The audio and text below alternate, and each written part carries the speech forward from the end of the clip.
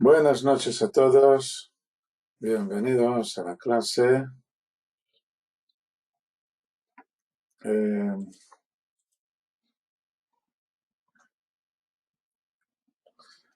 Estamos en el último capítulo del denominado primer libro de Shmuel. Hablaremos de esto hoy si nos da tiempo. Y vamos a ver lo que tenemos aquí.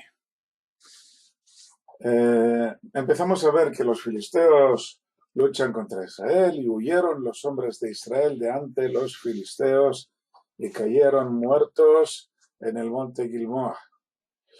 Y alcanzaron los filisteos a Shaul y a sus hijos y mataron los filisteos a Jonatán, a Abinadab y a Malquishua, hijos de Shaul, y arreció la batalla contra Shaul y lo encontraron los lanzadores, hombres con arco, y enfermó mucho por los lanzadores. Y dijo Shaul al portador de sus utensilios: saca tu espada y traspásame con ella, no sea que vengan estos incircuncisos y me traspasen y me maltraten. Y no quiso el porteador de sus utensilios, porque tenía mucho miedo. ¿De qué tiene miedo? No lo dice aquí, lo veremos a continuación. Y tomó Shaul la espada y cayó sobre ella. O sea, se suicida. Y vio el porteador de sus utensilios que había muerto Shaul, y cayó también él sobre su espada, y murió con él.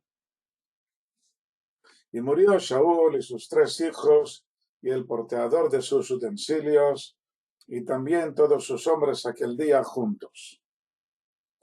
Y vieron los hombres de Israel que estaban al otro lado del valle, y los que estaban al otro lado del Jardén, que habían huido los hombres de Israel, y que había muerto Shaul y sus hijos, y abandonaron las ciudades y huyeron.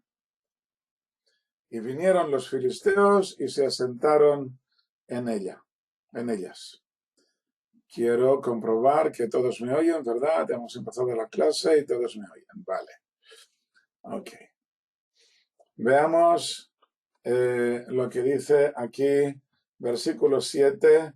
Estaban en el otro lado del Jardín.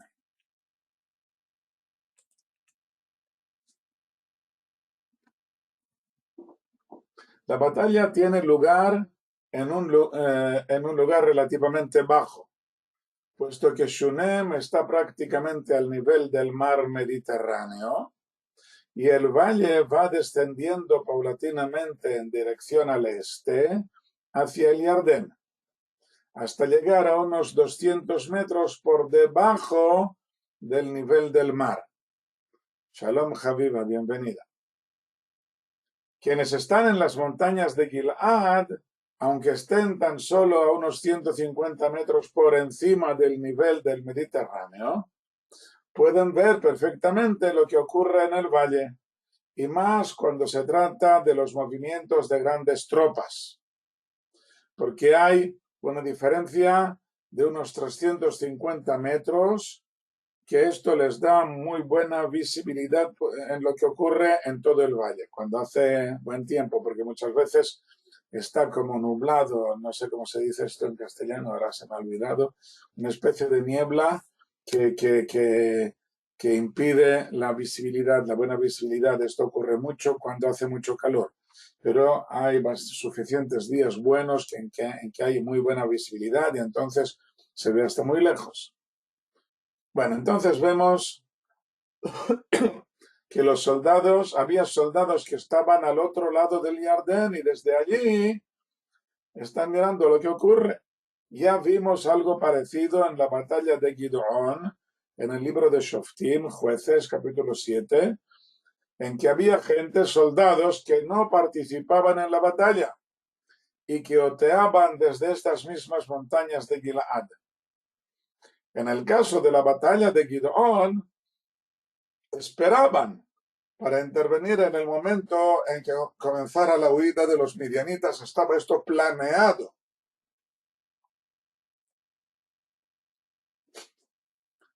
En nuestro caso, parece que había soldados alejados del campo de batalla, unos que están al otro lado del Valle de Israel y otros más alejados al otro lado del Jordán. ¿Quiénes son estos soldados? ¿Por qué no participan en la batalla? ¿Podemos llamarlos oportunistas? Que en caso de que funcione bien, pues entonces van a participar para ayudar a la victoria. Sin duda saben que se trata de una batalla muy importante cuyo resultado podrá influir en su propio bienestar. Sin duda también saben que el ejército de Israel no está preparado para la batalla, tanto si se trata de la superioridad numérica del enemigo, como si hablamos de la baja moral de los soldados. Claro que si todos se apuntaran para ayudar, la situación podría cambiar, pero al parecer cada uno espera que el otro tome la iniciativa. Y mientras no se hayan apuntado todos los demás, pues ellos no se atreven a acercarse. Mira qué bien. Es una clara muestra de falta de liderazgo por parte del rey. Ha descuidado las necesidades nacionales al caer en la pesadilla personal de sus relaciones con David. Pero no es culpa tan solo del rey, sino que el pueblo también ha decaído después de haber tenido un corto despertar con el profeta Shmuel. Y por lo tanto ahora las consecuencias han sido desastrosas. Dice aquí el final del versículo 7 que los israelitas abandonaron las ciudades y huyeron. Y vinieron los filisteos y se asentaron en ellas. El versículo 7 es un versículo largo. Veámoslo de nuevo. Vieron los hombres de Israel que estaban al otro lado del valle y los que estaban al otro lado del Jordán, que habían huido los hombres de Israel y que habían muerto Shaul y sus hijos, y abandonaron las ciudades y huyeron. Y vinieron los filisteos y se asentaron en ellas. Vamos a ver a qué ciudades se refiere. Pues yo no sé a qué ciudades se refiere. Según el contexto, da la impresión de que se trata de ciudades que estaban cerca del campo de batalla, al otro lado del Valle de Israel. Está aquí arriba, donde dice Gilboa. Pero llegaba el territorio de los filisteos hasta tan lejos de donde lo hemos visto hasta ahora. Hasta ahora nos daba la impresión de que la frontera septentrional de los filisteos estaba en la ciudad de Ecrón. Ecrón está aquí en medio de la pantalla, en medio del mapa.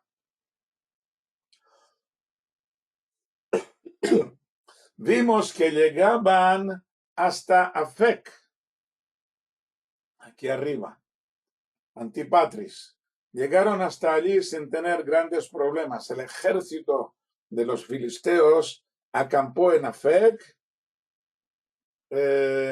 y por lo tanto se ve que no tenían grandes problemas en esto. Hay claros vestigios de la cultura filistea en un tel situado dentro de la zona del Museo de Tel Aviv, el Museo de Israel en Ramat Aviv, en la zona norte de Tel Aviv, a poco más de 12 kilómetros al oeste de Antipatris, muy cerca del mar. Aquí hay un tel que se han encontrado en él vestigios de la cultura filistea, pero no significa que fuera una ciudad filistea, sino una ciudad que estaba conectada con los filisteos. Tal vez hubieran asentamientos en la zona litoral del norte, cerca de la actual ciudad de Haifa. Aquí arriba en el norte no se ve la ciudad en sí, está justo aquí arriba, cortada por el final del mapa. Un tel es una montaña, lo vamos a ver a continuación. Un tel es una montaña formada por las ruinas de la ciudad anterior. Y así se van formando una encima de la otra, una montaña de ruinas de antiguas ciudades. Francesc, nosotros ya hemos visto esta pregunta, si los filisteos tienen relación con los palestinos de hoy, en todo o en parte. La respuesta en general es que no. La gran mayoría de los palestinos que hay hoy en día son descendientes de iraquíes o de sudaneses o de libios o de egipcios o de jordanos o de libaneses que llegaron hace más o menos 100 años, 100 y pico de años, no muchos, y llegaron a la tierra de Israel, como ya digo, hace unos 100 y pico de años, no demasiados. Y la minoría de los palestinos de hoy en día son descendientes de los árabes que invadieron la tierra de Israel en tiempo de los romanos y en tiempo de las conquistas, de las luchas entre los cristianos y los moros, las cruzadas que tuvieron lugar aquí. Unos pocos, una minoría pequeña, un 10 o 20%, exactamente, son descendientes de judíos convertidos a la fuerza al Islam, o de aquellos que se convirtieron primero al cristianismo y luego fueron reconvertidos al Islam hace unos 200 años. Los árabes llegaron mucho antes que Saladino.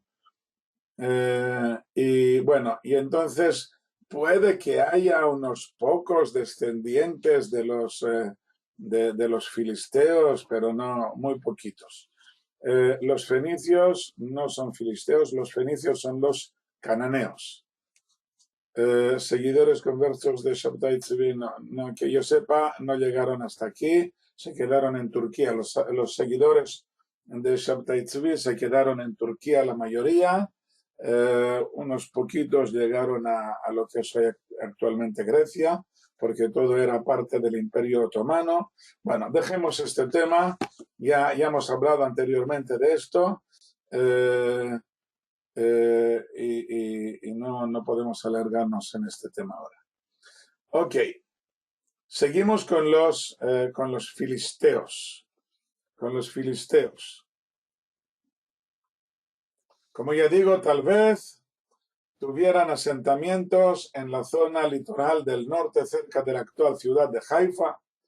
Los arqueólogos han encontrado unos pocos vestigios de cerámica que podría ser filistea en algunas ciudades amuralladas en la zona occidental del Valle de Israel, cerca de Haifa, con lo que podríamos suponer que se trata de la época mencionada en nuestro versículo, pero no tienen por qué ser estas ciudades. Tal vez en este versículo tengamos dos oraciones yuxtapuestas. La primera, que habla de lo que vieron los soldados cerca del campo de la batalla, vieron la derrota. Y la segunda frase, la segunda oración, que habla de la repercusión que tuvo esta derrota en la zona limítrofe de Yehudá con los filisteos, muy lejos del campo de batalla. Que los habitantes de las ciudades de la frontera no tuvieron más remedio que huir al saber que ningún ejército israelita podría ya defenderlos de los ataques enemigos. Según este punto de vista, las ciudades que cayeron en manos filisteas serían las de la tribu de Yehudá, cerca de la planicie litoral en que habitaban los filisteos, y contestando a la pregunta de Lupe, hasta que llegó David y las recuperó como veremos más adelante en el capítulo 8 que viene dentro de poco. Pasarán unos pocos años, unas decenas de años.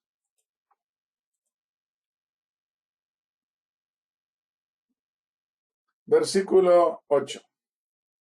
Y sucedió al día siguiente que vinieron los filisteos a despojar los muertos, y hallaron a Shaul y a sus 3 hijos caídos en el monte Gilboa, y le cortaron la cabeza a Shaul, y lo despojaron de sus armas, y enviaron por toda la tierra de los filisteos para anunciar en la casa de sus ídolos y al pueblo.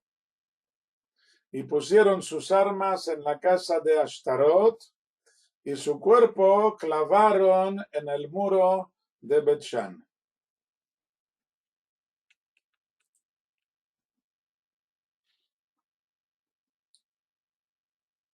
La ciudad de Bet-Shan o Bet-Shan está en el centro del valle del mismo nombre, que es una extensión del valle de Israel, y una altura de 125 metros por debajo del nivel del mar Mediterráneo. Entre los años 1921 y 1933, una expedición de la Universidad de Pensilvania llevó a cabo unas excavaciones arqueológicas aquí en Bet-Shan y se descubrieron 18 capas de asentamientos una encima de la otra, desde el período calcolítico hasta el período árabe temprano. El período árabe temprano es de hace unos 1000 años. En esta foto de aquí podemos ver una magnífica columnata de la época romana aquí en el centro de la foto, con el tel aquí detrás, de 18 estratos al fondo. Y detrás del tel, a la derecha, podemos ver a lo lejos las montañas de Gilad, desde donde oteaban los soldados miedosos que no quisieron participar en la batalla. Esto es un tel magnífico. Tel, como ya digo, viene a ser ruinas de ciudades anteriores que se amontonan una encima de la otra. Viene el enemigo, destruye la ciudad, y luego los que vienen a continuación, tanto si es el enemigo que se queda aquí como nuevo residente, como si son los antiguos habitantes, construyen una nueva ciudad encima de las ruinas de la anterior. Y así se puede ir cavando y encontrando estratos uno encima del otro. Como ya digo, aquí en el tel de Bet-Shan hay 18 estratos. Vimos en el primer capítulo del libro de Shoftim, libro de jueces, que la ciudad de Bet-Shan pertenecía a la tribu de Menashe, pero no consiguieron conquistarla de manos de los cananeos, no de los filisteos, sino de los cananeos. Y solo al cabo de mucho tiempo consiguieron imponerse sobre ellos y convertirlos en súbditos que pagaban impuestos a Israel. Al parecer, estos cananeos aún eran independientes en la época que estamos hablando del rey Shaul y serían aliados de los filisteos, aliados por el mero hecho de tener un enemigo común, que son los israelitas. Y por eso se alegraron de poder clavar en sus muros los cuerpos del rey de Israel y de sus 3 hijos.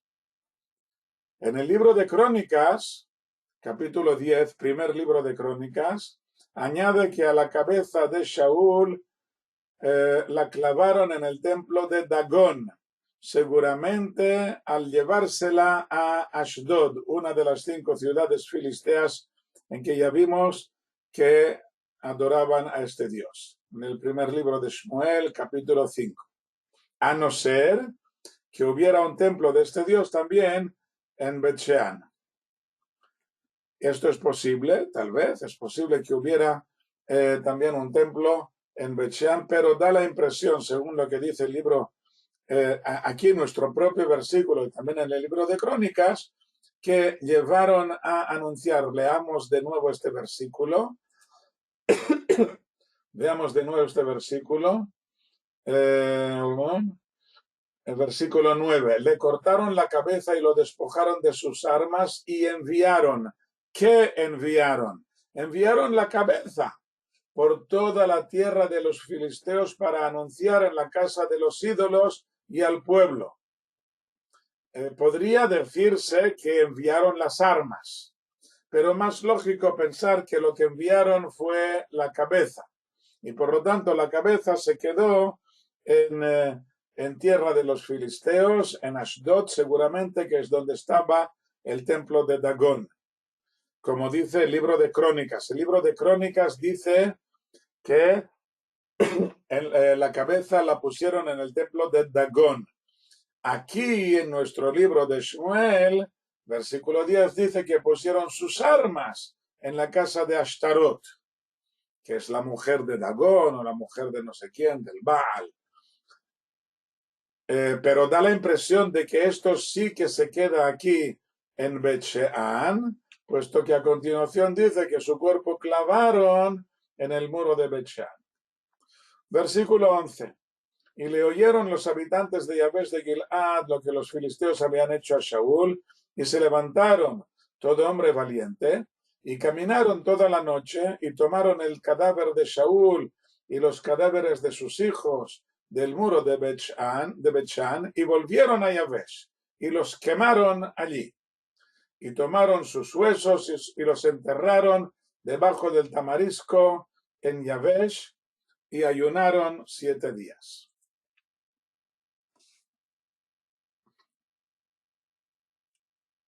Los quemaron, pero luego dice que los sepultaron debajo del tamarisco en Yavesh.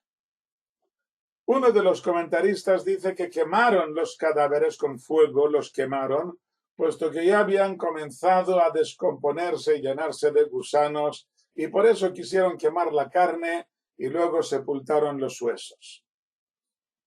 Otros dicen que se trata de que quemaron allí los objetos personales del rey, la cama, la silla, que esto era una costumbre que acostumbraban a quemar junto a la tumba las pertenencias de los reyes. Los egipcios, por ejemplo, metían dentro de la tumba, metían a todas las pertenencias del faraón, incluida la mujer o las mujeres que pudiera tener.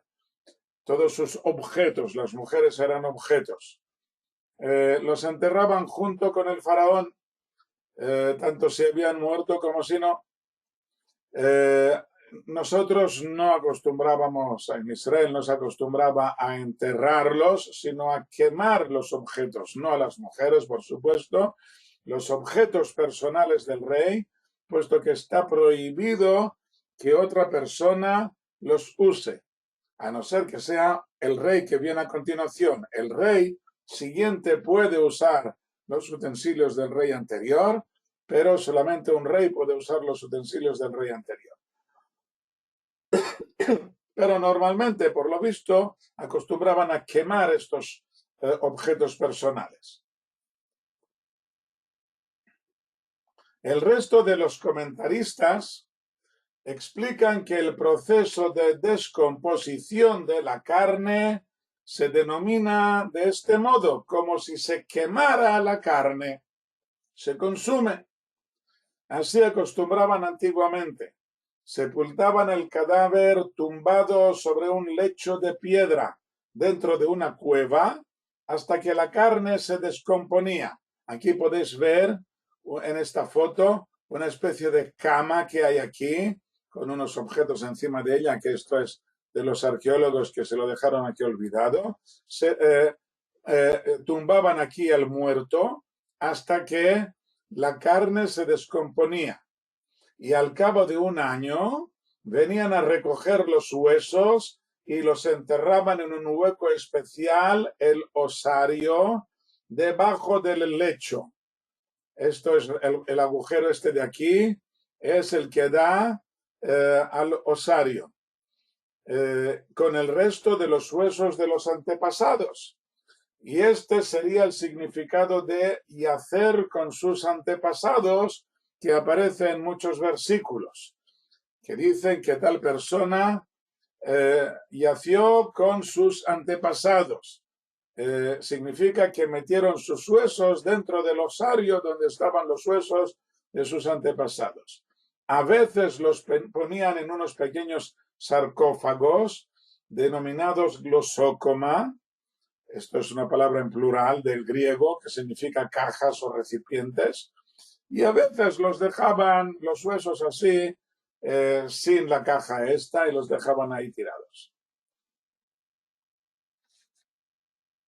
Los habitantes de Yabesh de Gilad tenían una deuda de honor con Shaul.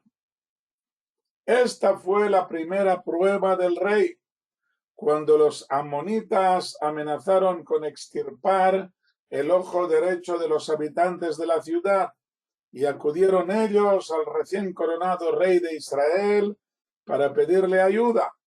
Y Shaul acudió y los salvó. Y ahora pues ellos ven que el cadáver está ahí clavado en la muralla de Bet-Shan, y fueron y lo rescataron. Además, ya vimos que probablemente fueran los habitantes de Yabesh Gilad fueran parientes cercanos del rey, puesto que los antiguos habitantes de Yabesh, que pertenecían a la tribu de Menashe, no acudieron a la llamada para la guerra contra la tribu de Binyamin al final del libro de Shoftim, del libro de Jueces. Y al ser exterminados por la asamblea, fueron entregadas las doncellas de la ciudad a los 400 soldados supervivientes de aquella terrible guerra. Y por lo tanto, los soldados binjaminitas supervivientes de aquella guerra se casan con las doncellas de Yabesh, y así se convirtieron los binjaminitas en los nuevos habitantes de Yabesh.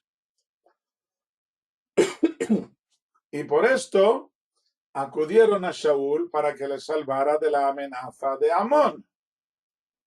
Y por esto hicieron un esfuerzo especial para rescatar del oprobio su cadáver y el de sus 3 hijos, y darles un entierro adecuado bajo un tamarisco que había en las afueras de la ciudad. Este es el tamarisco. Aquí podéis ver este árbol, es el tamarisco. El ayuno de 7 días no es parte del luto normal. Tal vez fuera en honor al rey Shaul, y así lo dicen algunos comentaristas, pero debemos tener en cuenta que fue una gran derrota en la que murieron muchísimos soldados, como dice el texto a continuación, aunque curiosamente no se menciona el número de los caídos. Y veremos que David y su gente también ayunaron, aunque David solamente lo hizo hasta el anochecer de este día. Está claro que el ayuno de 7 días es extraordinario, y está claro también que lo hicieron solamente de sol a sol y que por la noche sí que comían. Y así lo hicieron durante 7 días.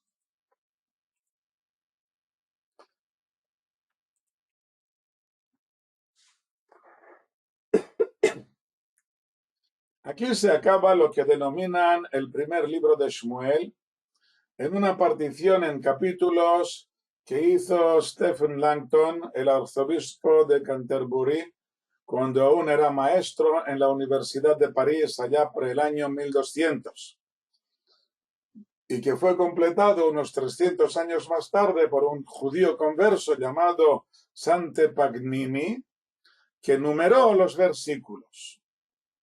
O sea, primero Langton lo dividió en capítulos, y luego Pagnini puso números a los versículos. Hasta entonces se conocían solo las particiones clásicas hebreas, que siguen siendo las nuestras por siempre. Y estas particiones se denominan abiertas, petujot, y cerradas, stumot, que tienen este aspecto. Podéis ver aquí, en la parte superior de la foto, que hay un versículo que está abierto hasta el final de la línea. Se escribe, como ya sabemos, de derecha a izquierda, y aquí empieza a escribir y de pronto se acaba y hay punto y aparte.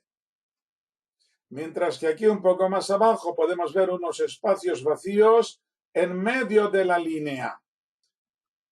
Esto es lo que se llama stumot, cerradas. Hay un espacio abierto, pero está cerrado.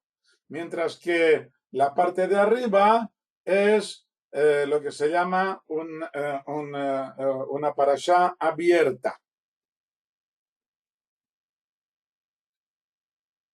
En el texto masorético no hay ningún signo de puntuación ni nada que insinúe dónde acaba un versículo y dónde comienza el otro. Aparte de las mencionadas Petujot y Stumot, que no siempre corresponde con el final del versículo, como es el caso que vemos en la foto que muestra los 10 mandamientos, en que un solo versículo se subdivide en 4 Stumot, una por cada mandamiento. Aquí, lo tirtzach, lo tinaf, lo tignov, lo tanev reacha et shaker. Estos 4 mandamientos son un solo versículo, pero aquí aparecen con subdivisiones de Stumot. Esta partición masorética divide el texto en temas diferentes en que cada porción tiene una meta, un motivo propio, un significado independiente, diferente del tema del párrafo siguiente. Cuidado, no estamos hablando de la partición en parashás de las semanas, que es algo completamente diferente, sino de una especie de punto seguido y punto y aparte. La división que hizo Langton fue en gran parte arbitraria, haciendo caso omiso de la partición masorética.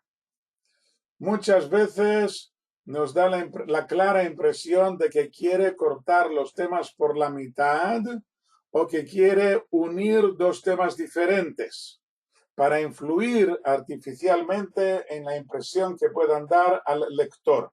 Masorética significa tradicional. Masoret significa tradición. Aquí, Langton también cortó en 2 el libro de Shmuel, justo en el tema de la muerte de Shaul y el luto que David hizo por él y sus hijos. Ya que estamos, mejor podría haberlo cortado entre el primer capítulo y el segundo a continuación, para señalar en el segundo libro de Shmuel el comienzo del reinado de Shmuel, de David, perdón. De ahí viene Masorti. Masorti significa tradicionalista. En el Tanaj hebreo contamos con un solo libro de Shmuel, aunque por desgracia nos vemos obligados a seguir la segmentación del arzobispo inglés. Así pues, continuamos con el libro de Shmuel, con el desastre de la derrota y muerte del primer rey de Israel, y contestando a la pregunta de Miquel, pues está claro, ya lo había comentado yo esto, que Shmuel escribió su libro perdón, hasta el relato de su propia muerte, hasta poco antes de su propia muerte.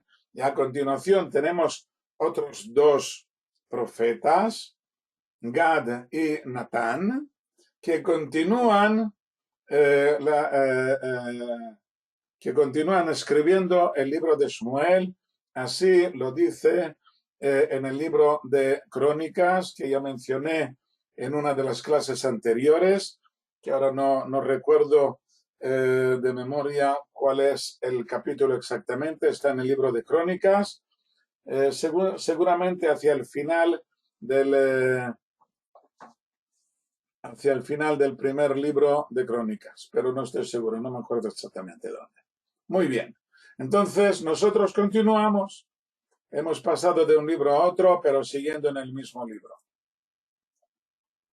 Y sucedió después de la muerte de Shaul, y David regresaba de herir a los amalequitas y permaneció en Ziklag 2 días. David, si os acordáis, en la clase anterior, hace 2 clases, había llegado a Ziklag y se había encontrado que los amalequitas le habían quemado la ciudad, la habían saqueado y se habían llevado a sus mujeres y a todo lo que había allí dentro de la ciudad. Se fue, persiguió a los amalequitas, los venció y regresa David de herir a los amalequitas y permaneció David en Ziklag durante 2 días sin enterarse de lo que ocurre. Y al tercer día, he aquí, un hombre llegó del campamento de Shaul con sus ropas rasgadas y polvo sobre su cabeza, y al llegar ante David cayó en tierra y se postró. Y le dijo David, ¿de dónde vienes? Y le dijo, del campamento de Israel escapé. Y le dijo David, ¿qué fue la cosa? Dímelo ahora. Y dijo, que huyó el pueblo de la batalla, y también muchos cayeron del pueblo y murieron. Y también Shaul y su hijo Jonatán murieron. Veamos aquí lo que dice de las ropas rasgadas. Con sus ropas rasgadas es uno de los signos de luto que sigue en vigor hasta hoy en día. Cuando muere un pariente directo, el judío está obligado a guardar unas costumbres de luto, y entre ellas está la de rasgar las ropas. Y esto se hace al comenzar el entierro, al salir de casa en dirección al cementerio. Primero se hace un corte pequeñito con unas tijeras por debajo de las solapas de la camisa, de modo que se pueda rasgar con más facilidad. Después de haber cortado un poco con las tijeras, se cogen los 2 extremos con las 2 manos y se rasga la ropa por una longitud de unos 10 centímetros. Si es por la muerte de uno de los 2 padres, se rasga la parte izquierda de la camisa sobre el corazón. Y si es para otro de los parientes, se rasga la parte derecha. Los parientes directos de los que estamos hablando son solamente 7. El padre, la madre, hermano, hermana, hijo, hija y cónyuge. Claro que puede haber más de un hermano o hermanas y más de un hijo. Todos ellos son los parientes cercanos por los que se rasga. Los demás no. El abuelo, el tío, el primo, todos estos no. La madrastra tampoco, el padrastro tampoco, solamente padre, madre, hermano, hermana, hijo, hija y cónyuge. Solamente estos 7. En teoría se rasgan todas las ropas que cubren el corazón. Si vienes con camisa y con chaqueta, pues tendrás que rasgar también la chaqueta y también la camisa, menos la camiseta. La camiseta ya no. Las mujeres deben vestir 2 prendas, rasgan primero la interior y la giran hacia un lado y luego rasgan la superior, de modo que no queden al descubierto. Y es el momento en que se dice la bendición, bendito seas, Señor Dios nuestro, Rey del universo, juez de la verdad, Dayan Haemet. Los yernos o nueras no se consideran hijos, no se rasga por ellos.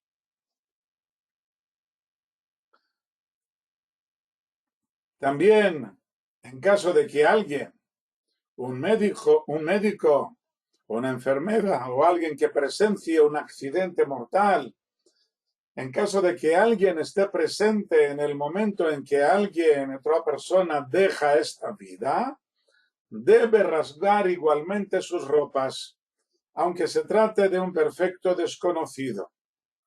Los parientes, no lo he escrito yo aquí, deben permanecer con estas ropas rasgadas durante 7 días, durante los 7 días de duelo.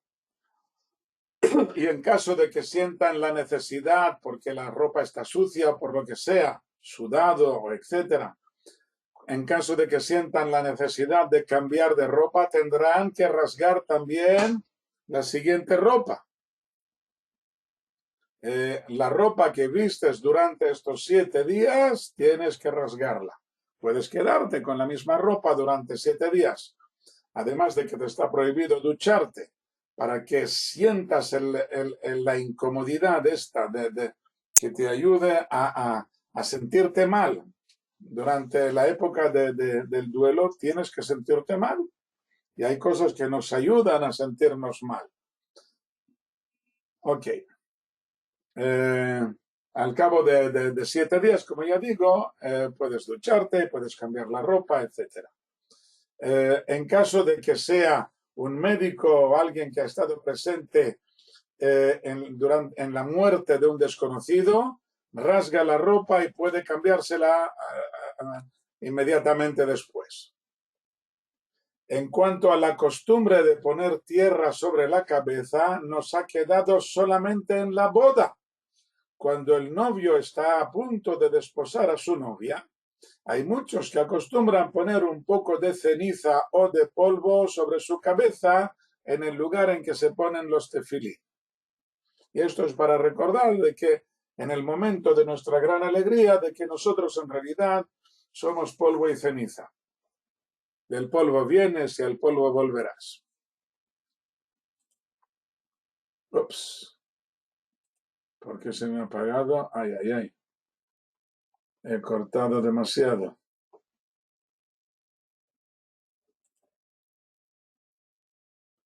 A ti no te la pusieron, no, no te la pusieron.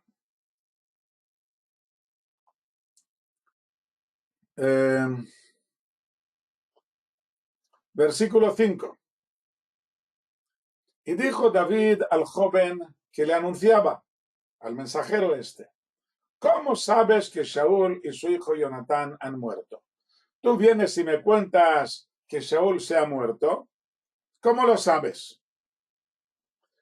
Y dijo el joven que le anunciaba, estaba casualmente en el monte Gilboa.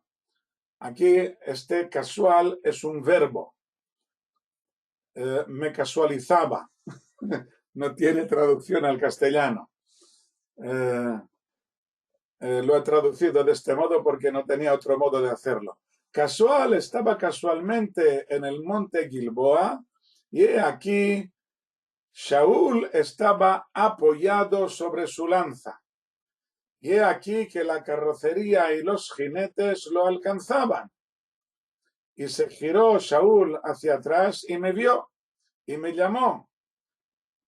Y dije, heme aquí. Y me dijo, ¿quién eres? Y le dije, Amalequita soy.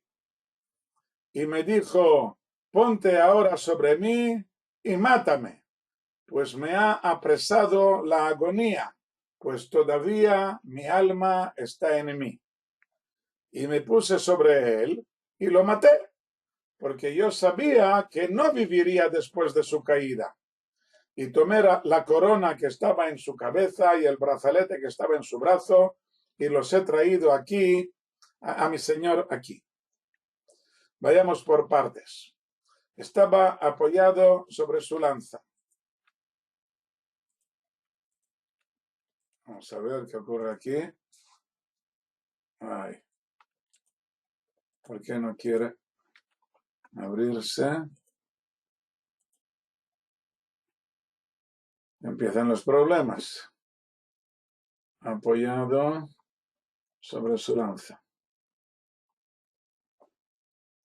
Bueno, aquí lo tenemos. Parece contradecir lo que hemos visto hace apenas unos pocos versículos, que tomó Shaul la espada y cayó sobre ella.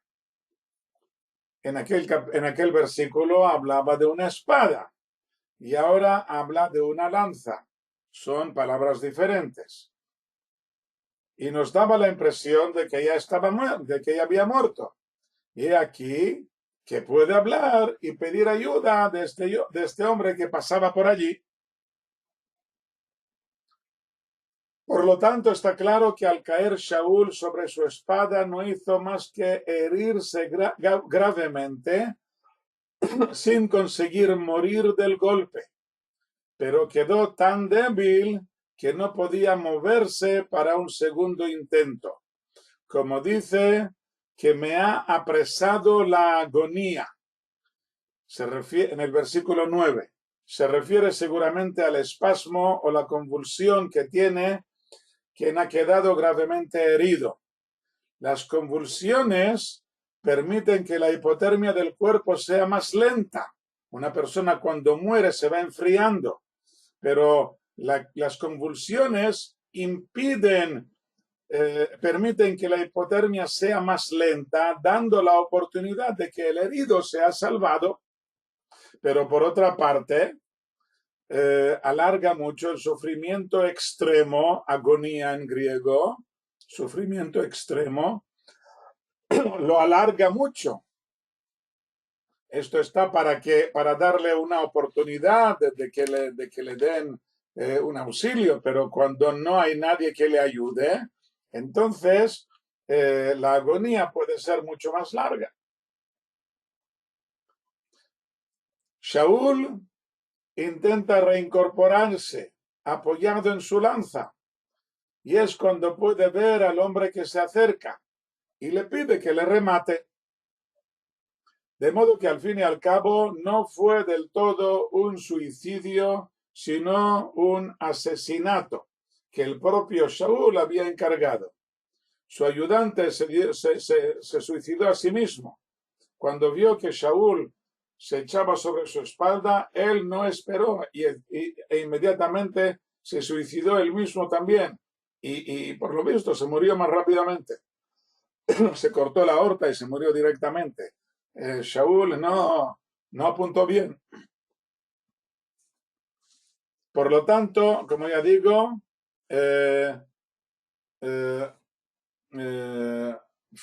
al fin y al cabo fue un asesinato y no un suicidio. Por lo tanto, todo lo que vimos en la clase anterior sobre el suicidio de Shaul se refiere tan solo a su intención de hacerlo, puesto que está prohibido intentar cometer pecados, aunque al fin y al cabo no lo consigamos.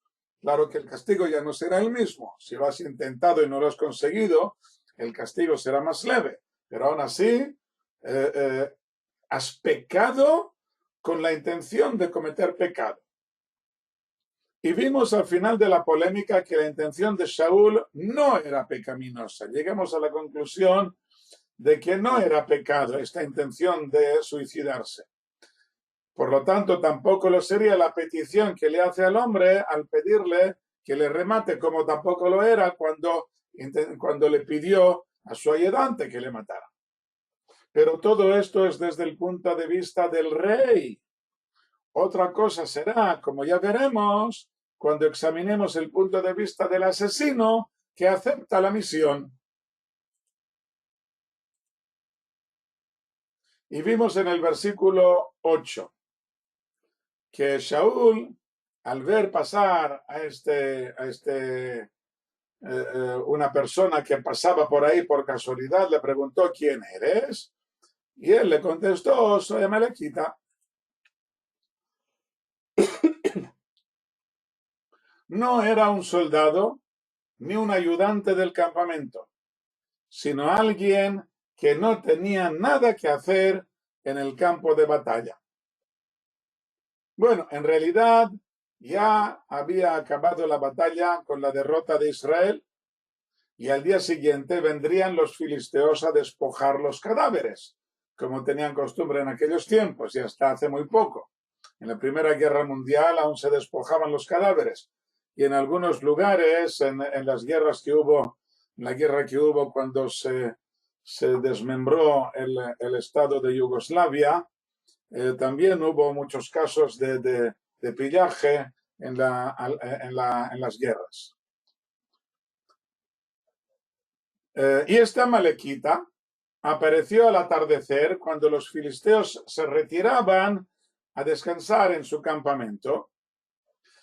Y esta malequita se acerca para sacar todo el provecho posible de los cadáveres israelitas tendidos en el campo de batalla, según la costumbre malequita de aprovecharse de los desamparados. Ahí están tendidos, muchos de ellos en una interminable agonía que podía durar muchas horas o incluso días, según el tipo de heridas, con pocas posibilidades de recuperarse de ellas, hasta que inventaron lo de la Cruz Roja. Es una malequita que tal vez busca la revancha personal sin tener que sufrir el esfuerzo de la batalla, buscando entre sus eternos enemigos israelitas la posibilidad de rematar a los heridos o de despojarlos o de pisotearlos. Un carroñero. Ahora viene al campamento de David, de quien sabía que había sido perseguido por el rey, para anunciarle la muerte de su enemigo. No tan solo ha muerto, sino que él mismo lo ha rematado. Seguro está de que le darán por ello una buena recompensa, aparte de lo que ha conseguido, como veremos más adelante. Versículo 10, y me puso sobre él y lo maté, porque yo sabía que no viviría después de su caída. Está claro que de este tipo de heridas en aquel tiempo no tenían solución, y por lo tanto está claro que moriría. Y tomé la corona que estaba en su cabeza y el brazalete que estaba en su arco, y los he traído aquí a mi señor. Corona. Aquí habla de la corona y el brazalete del rey, de los que hasta ahora no sabíamos nada. Parece ser que David los reconoce sin dudar de su autenticidad. Y la pregunta, ¿qué hace el rey engalanado en campo de batalla?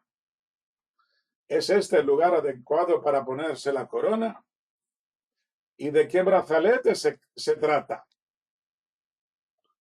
Pero ya hemos visto anteriormente que los soldados salían con sus adornos de oro cuando vimos la victoria de Gideón sobre los midianitas, donde dice que aportaron el botín tomado de los soldados para forjar con él un nuevo efod para Gideón, en el libro de Shoftim, Jueces, capítulo 8, y sobre todo con los adornos de sus reyes.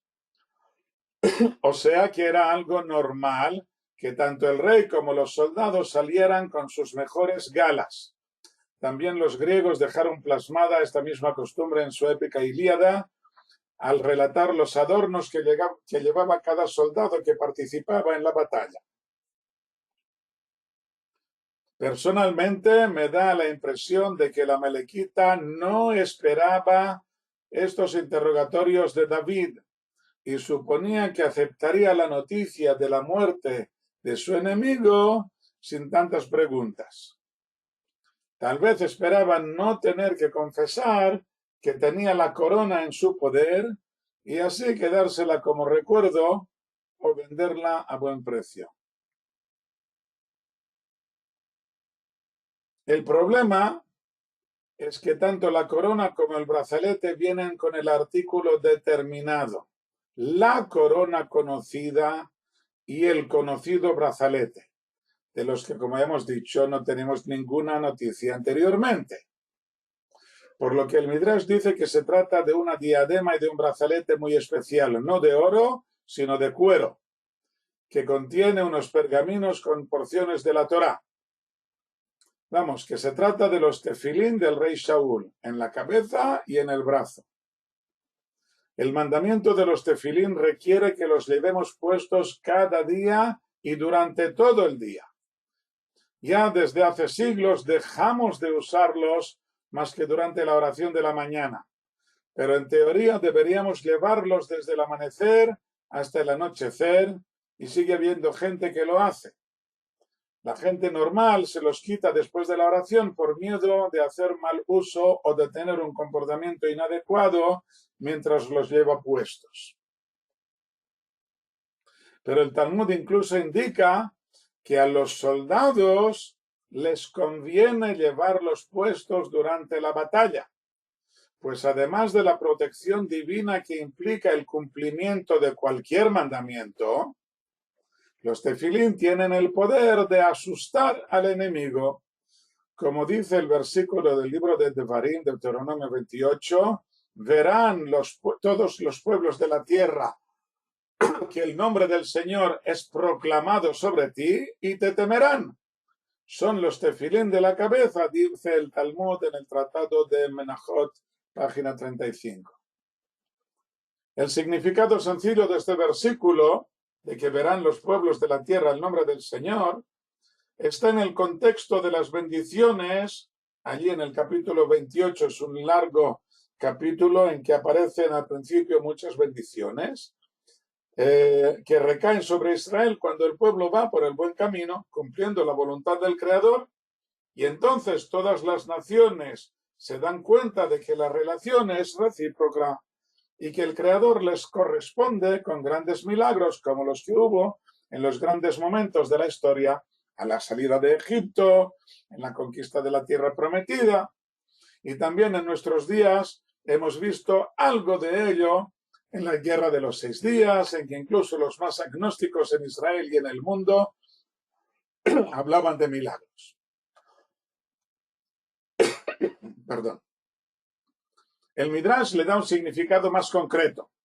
Los tefilín, no solamente el cumplimiento de los mandamientos en general, sino que los tefilín en los que están los pergaminos que, con porciones determinadas de la Torá, que hablan de nuestra especial relación con el Creador, que va acompañada de una supervisión, ashgaha, que nos salva de peligros, que nos alza por encima de otras naciones.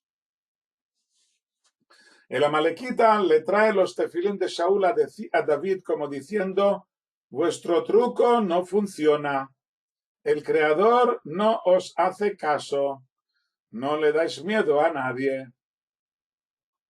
¿No fue Amalek el primer pueblo que atacó a Israel a la salida de Egipto precisamente para demostrar que Israel no es un pueblo especial? Es lo que más preocupa a Amalek, demostrar que Israel es un pueblo como cualquier otro, que no recibe ningún trato especial por parte del Creador. Un camino que ha seguido el cristianismo y el islam, que niegan que seamos un pueblo de Dios. Por lo menos no hoy en día. Ellos dicen: lo fuisteis hace 2000 años, pero ya no. De todos modos, tanto si tomamos con el significado sencillo del versículo de que se trataba de una diadema real, como si tomamos el que nos transmite el Talmud, que habla de los tefilín, se dio cuenta David de que se trataba de las prendas más personales del rey, que solo podrán ser tomadas tras su muerte.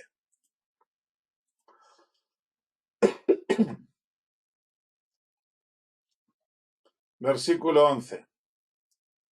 Y agarró David sus ropas y las rasgó, y también todos los hombres que estaban con él, y elogiaron y lloraron y ayunaron hasta el atardecer por Saúl y por su hijo Jonatán y por el pueblo del Señor y por la casa de Israel que habían caído a espada.